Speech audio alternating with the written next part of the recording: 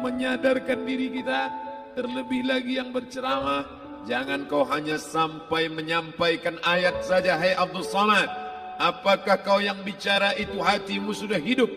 Senantiasa merasakan diri, aku orang paling hina, aku orang paling kotor, ditempelkan kening ke lantai di tempat yang diinjak tapak kaki, mengatakan bahwa aku bukan siapa-siapa.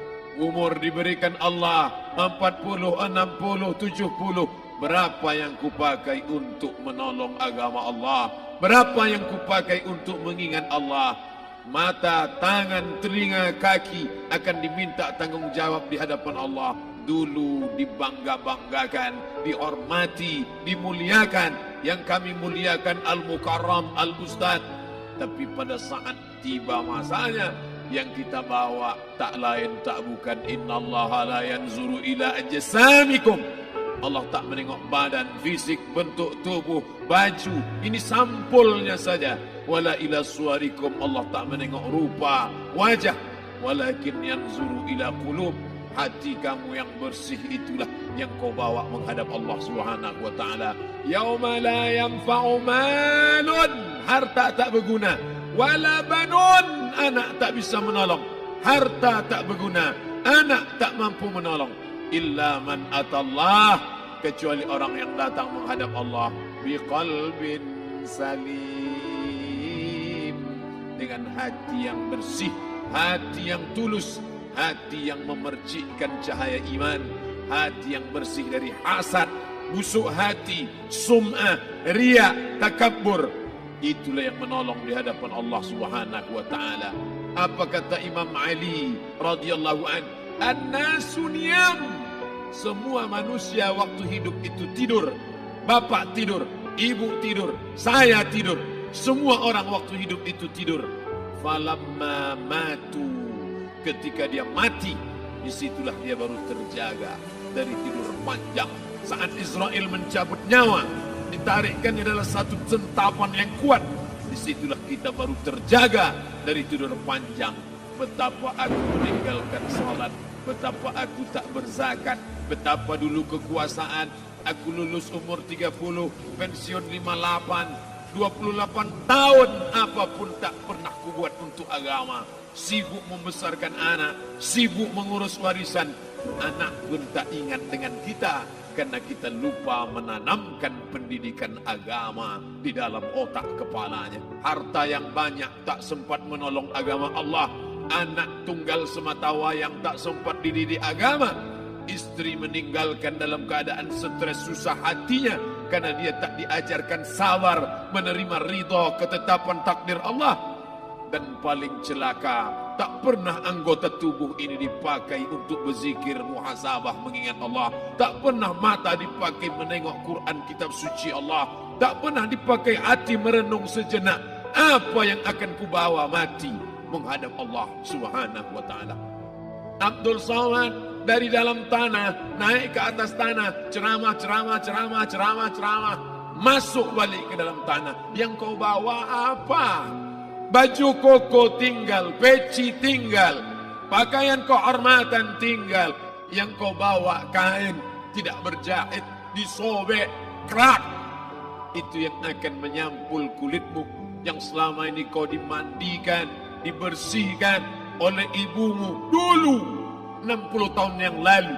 Sampai masanya kau lupa kapan kau dimandikan dulu.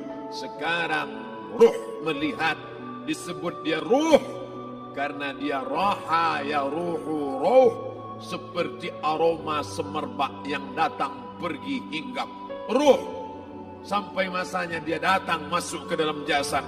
Ruh sampai masanya dia pergi meninggalkan jasad. Malam ini dimuliakan Al-Mukarram Haji Abdul Samad LCMA. Kenapa Abdul Samad ini dimuliakan? Karena ruh hinggap sejenak sebentar, sampai masanya besok pagi dia ruh keluar dari dalam tubuh ini. Anak yang katanya ayahku sayang, istri katanya kaulah abang, sampai masanya mereka tak lagi mau mendekat. Rumah itu saya yang buat, saya yang mengukurnya. Tapi begitu ruh sudah keluar dari badan, tidak satu pun semeter, sesenti, sejengkal, sehasta ada tempat di rumah itu untuk jenazah bernama jenazah Abdul Somad. Mana kawan, sahabat, andai tolan, anak menantu, teman sekantor, semuanya pergi meninggalkan. Yang tetap dibawa, kalau pernah kaki melangkah salat berjamaah di masjid, kalau pernah tangan mengusap kepala anak yatim, kalau pernah tangan mengucap subhanallah. Nanti di akhir tausiah kita akan berzikir, munajat, muhasabah diri, berdoa, mengenang apa yang akan kita bawa menghadap Allah Subhanahu wa taala. Datang malaikat membawa kain kafan dari cahaya, akan menyambut ruh yang mulia. Hadis riwayat Ahmad bin Ambal dalam kitab Al-Musnad, turun malaikat berlomba-lomba membawa kain putih dari cahaya, menunggu ruh akan keluar. Ruh menetes seperti embun di ujung daun. Daun tidak bergoyang, ranting tidak patah. Ruh menetes pelan turun ke dalam kain kafan, dibawa malaikat ke pintu langit. Tak sabar mereka menyambut. Inikah dia yang selama ini berjamaah? Berapa banyak yang masyhur terkenal di bumi, malaikat tak mengenal dia. Ini ruh siapa? Tapi ini bukan LCMA, dia bukan ustaz, dia bukan ulama, tapi imannya dalam, kekuasaan dipakai menolong agama Allah. Ruhnya keluar di bawah, semua malaikat mengucapkan salam. Inilah orang yang selama ini kami tunggu-tunggu, catatannya sudah lama. Setiap pagi petang malaikat subuh membawa catatan namanya, malaikat malam membawa catatan namanya. Kami merindukannya. Begitu orang-orang yang masyhur di langit tapi tak dikenal makhluk bumi. Tapi ada sebaliknya, yang rohnya disentapkan, ditarik malaikat dengan begitu tarikan yang sangat kuat. Nabi bertanya saat Isra Mi'raj kepada mereka yang sudah mati ribuan tahun yang lalu, apa yang kalian rasakan? Yang satu mengatakan seperti tebasan pedang di tempat yang sama beratus kali. Yang satu mengatakan seperti kambing yang dikuliti hidup-hidup. Yang satu mengatakan seperti mata kail pancing ditarik dari kulit yang basah. Maka kita berdoa setiap selesai salat, Allahumma hawwin alaina, ringankan kami ya Allah, fi sakaratil maut, di saat sakaratul maut yang amat sangat menyakitkan itu, di saat malam pertama di tempat yang gelap, di tempat yang tak pernah diimpikan oleh orang, tapi kita tetap melewati dan merasakannya. Perlahan-lahan cacing tanah, ular-ulat kalajengking akan menggerogoti kulit yang selama ini dimandikan, selama ini dipakaikan sampo yang mahal, selama ini dioleskan pelembab yang lembut. Tapi ternyata sebelum roh keluar jasad, setelah keluar, dia hanya akan menjadi santapan cacing tanah. Hancur berkeping hari demi hari. Yang pertama kali membusuk adalah mata, karena dia berisi cairan. Cairan ini mengering, busuk dan berlubang. Lalu kemudian usus sebulan di dalam tanah. Mulai dia menggelembung masuk angin dan dia meletus pecah. Cacing-cacing tanah mulai datang menggerogoti, memakan. Habis, siap tak siap, suka tak suka, kau akan didatangkan. Apa yang akan ditanya oleh Allah? Perbuatanmu, amalmu. Faman ya'mal mithqala dzarratin khairan yarah. Sebesar biji sawi, sebesar ujung rambut, kau aniaya orang, kau makan titik puluh keringatnya.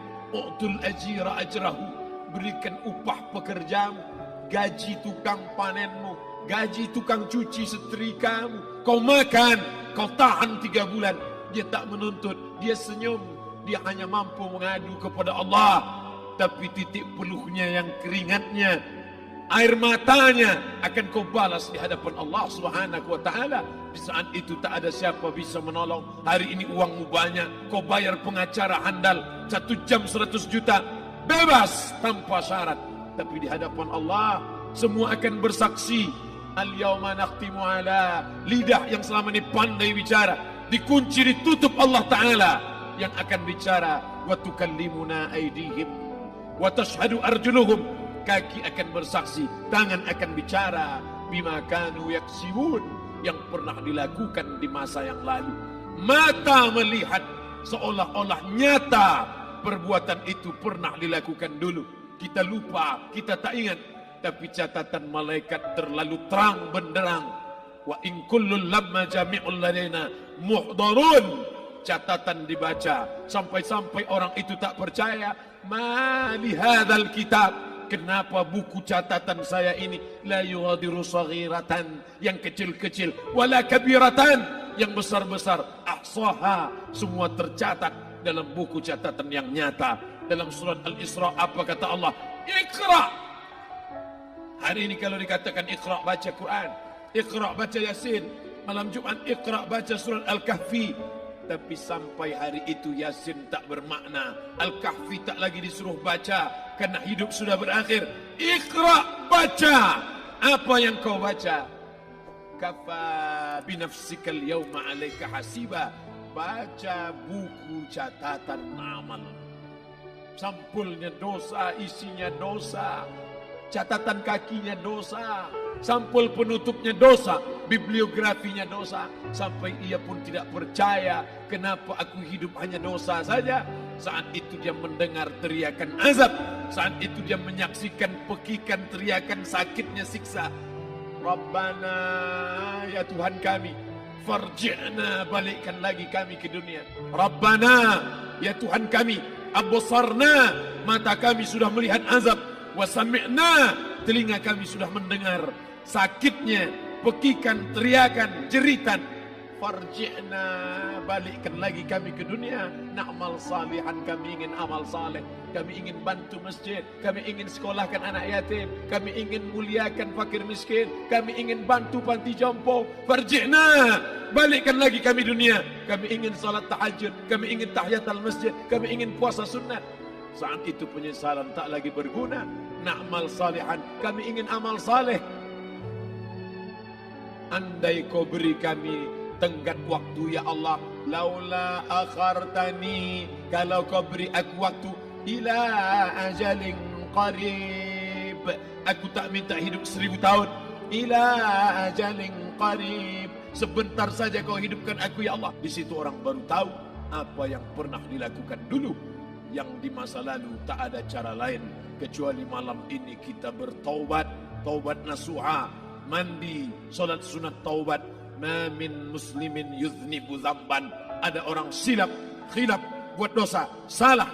Siapa yang tak pernah salah? Sedangkan datuk moyang kita Adam pun salah, tapi dia mengetahui, sadar salahnya.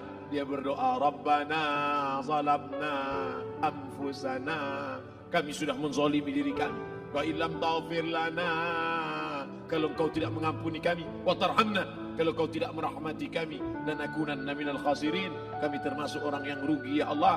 Maka malam ini kita bermunajat kepada Allah, berdoa, mengenang masa lalu, bergelimang dosa, besok tak akan kita ulang. Kita minta ampun kepada Allah Subhanahu wa taala. Astaghfirullahalazim. Astaghfirullahalazim. Astaghfirullahalazim.